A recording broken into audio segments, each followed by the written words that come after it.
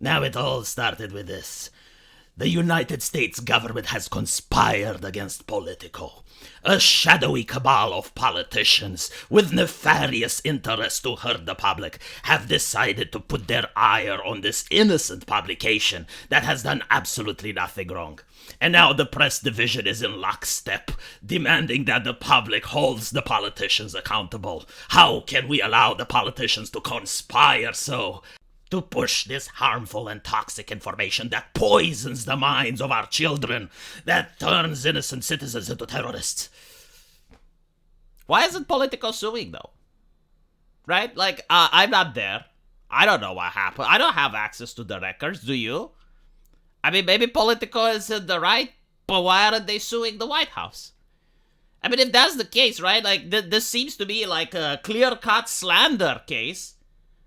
And so, if Politico genuinely feels slighted, I mean, their entire image is now destroyed by this, why aren't they suing? Because, you know, when you have a lawsuit, I mean, there you have the process of discovery. The White House gets to present its evidence. Politico gets to debunk that evidence. I really hate the term conspiracy theory. Like, nothing is being conspired. Conspiracy implies that things were done behind closed doors. That a group of nefarious actors had a plot, and they organized the plot behind closed doors, and now they're going after Politico. But, like, everything is in the open. Like, apparently, the White House decided to use their poorly dressed spokesperson, because I understand she's poorly dressed based on the media. No, seriously, like, they think that she's not dressing appropriately. And apparently, like, she actually listened to the media. Like, once the articles popped up, now she's wearing a suit. But I digress. I'm actually curious if those articles were also, like, the last cent of USAID. Moving forward, though. The White House did use, like, their spokesperson in order to make the accusation public. So, it's not a conspiracy theory. At worst, it's a baseless accusation. Or it's slander. Or libel. In which case, again, why aren't they suing? What they are doing, however, is posting this very bizarre... I can't really say it's an apology, because it's not. They're not apologizing. They're clearing the record, I guess. Like, setting the record straight. See, I have mastered the English language, yes. They're trying to set the record straight, but they're responding to accusations that aren't brought upon them. Like, listen to this, right? Politico has been the subject of debate on X this week. No, it's not just X. It has been the subject of debate on YouTube, on Reddit, on many other places on the internet. I think even on Twitch. It has been the subject of debate in the mainstream media. Like, even the people from my country were talking about Politico. So, like, the first thing is to downplay it, right? Like, this is what they're trying to say. It's like, oh, it's not a big scandal. It's only on one platform. That happens to be owned by Elon Musk, so there's a conflict of interest there. This is what they're going with. Some of it has been misinformed, and some of it has been flat out false. Let's set the record straight. Alright, let's. We have never received any government funding, no subsidies, no grants, no handouts, not one dime ever in 18 years. See, now this actually does look like a conspiracy theory. I have seen so many PR agencies do this exact type of damage control in order to try to spin public opinion in their favor. And it's almost like the entire press is conspiring as well, because they're all in lockstep with Politico. So what do I mean by it being a conspiracy theory? Well, the way it works is that you have an accusation. And then you have someone else either exaggerating the accusation or not understanding what the accusation is and not framing it properly. And so they polarize that person, and they make it seem like this is the actual scandal, and they're trying to debunk that. They're basically trying to debunk a straw man. Because the accusation is not that they have received government subsidies, grants, or handouts. No, the accusation is that the government has given money to USAID, and from USAID, they have given money to other NGOs. And Politico had a subscription on their website, which was called Politico Pro. And one subscription was worth of $13,000. And so the NGOs that got the money from the government would buy up subscriptions. If I'm not mistaken, they bought around 4 of Political Pro. That's the accusation. And the accusation is also implied that maybe these NGOs bought actually more subscriptions. Like, again, it's an accusation, right? And Politico isn't seeming to try to sue over this accusation. They're not trying to challenge it in court. They're trying to challenge it in the court of public opinion, which I find very interesting. Because again, yeah, like their claim is that the government only spent $40,000 on Political Pro subscriptions. Like, that's fair enough. But the White House is claiming that $8 million were spent in total. And so is it possible that some of the money from USAID went to smaller NGOs, because it seems that this is a tactic that they were doing, and then just bought normal subscriptions in order to inflate the numbers, in order to make Politico look more popular than it already is? I don't know. But this is the actual claim. This is the essence. This is the meat of the argument. And it's possible, like if we want to be very charitable, that Politico itself didn't know. Like, it's one of the possibilities. How do we find out? File a lawsuit. Take it to court. Go through discovery. But you're not doing that, which is very interesting, right? So the accusation, again, is not that the government was using subsidies, grant, or handouts. No, like, it was above board. Like, the taxpayer money would go through USAID, and from USAID, they would use to buy subscriptions from Politico, which do not constitute neither subsidies, grants, nor handouts, right? So they're tackling the concept of Political Pro. It's a professional subscription service used by companies, organizations, and yes, some government agencies. And they subscribe because it makes them better at their job, helping them track policy, legislation, and regulation in real time with news, intelligence, and a suite of data products.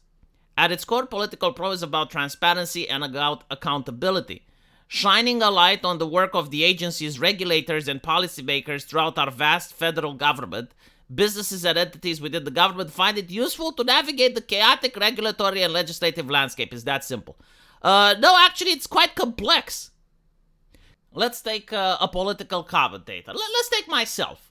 Okay, let's take myself. And let's assume that the AFD from Germany was to subscribe to my Patreon and give me $40,000 a month. All right. Do you guys not think that my content would be a little bit influenced?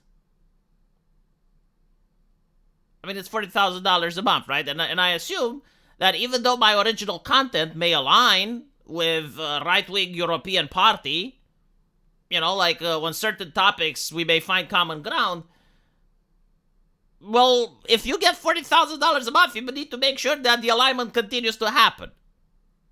And even if, like, sometimes I would notice that the AFD does something that I would make an article about and I would talk about it and condemn them, well, if you're getting $40,000 a month, you're less likely to do so, right? But even if you're a for-profit company that just oozes integrity, and you would never, you would not sell your soul, it still looks bad from the public perspective. Like, a news organization should never take money from the government. I mean, what? The government does not have money to hire its own independent advisors. It does not have money to hire its independent teams. Why does it need to do this? Why does it need to go to a news outlet in order to pay a subscription? Like, I'm sorry, my cynical Eastern European brain is jogging a little bit here. Especially when there are so many other examples of mainstream media outlets that are operated by the government. In Romania, for instance, you can actually see how the entire press division just changes its tune whenever someone else wins elections. So when you have the leftists in power, they talk about leftist causes, they talk about championing equality, they talk about minorities. And then when the right gets in power, they all of a sudden talk about border security. They already talk about nationalist issues.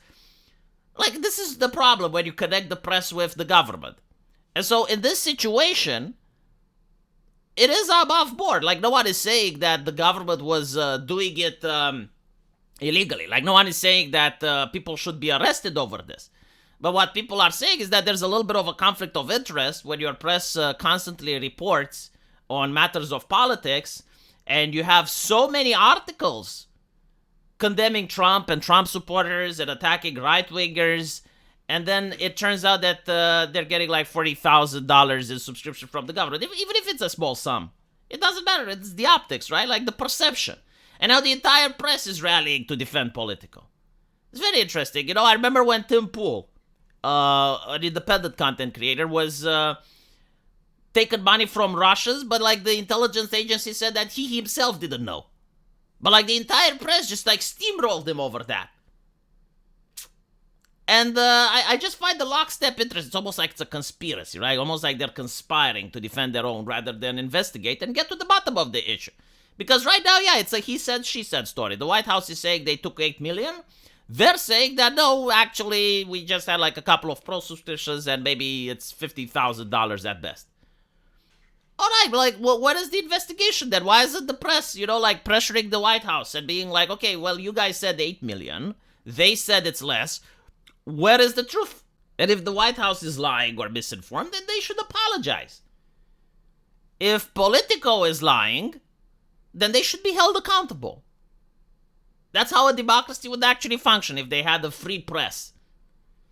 But instead, it seems that, no, there's narratives. It's like, we're going to follow this narrative in unison, in lockstep.